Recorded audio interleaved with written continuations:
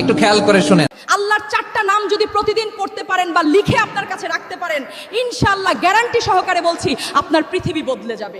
Number 1, ইয়া জাব্বারু। এর অর্থ হলো ভেঙে যাওয়া মন এবং ক্ষতিগ্রস্ত সবকিছুর মেরামতকারী। যদি আপনি মানসিক কষ্টে থাকেন বা মানসিক আঘাত পান, তাহলে ইয়া জাব্বারু পাঠ করুন, তাহলে আল্লাহ হৃদয়ে শান্তি দান করবে। নাম্বার 2, ইয়া রাজ্জাকু। এর অর্থ শুধু খাদ্য বা সম্পদ নয়, বরং শরীর, মন, আত্মার জন্য প্রয়োজনীয় সবকিছু আল্লাহ তাআলা দান করেন।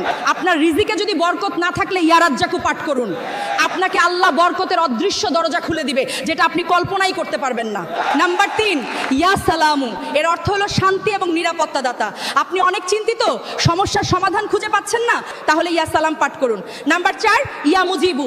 এর অর্থ হলো হে উত্তরদাতা, হে দোয়া কবুলকারী। আপনি ঠিকমতো নামাজ পড়ছেন বা আপনি দোয়া জিকির করছেন, কিন্তু আপনার দোয়া কবুল হচ্ছে না। আপনি দোয়ার মাধ্যমে আল্লাহর কাছে কিছু একটা চাচ্ছেন, কিন্তু কবুল হচ্ছে না, তাহলে ইয়া মুজিবু বেশি বেশি পাঠ করেন। ইনশাআল্লাহ আল্লাহর এই 4টা নাম যদি প্রতিদিন পড়তে পারেন, আল্লাহ আপনাকে কখনো নিরাশ করবেন না।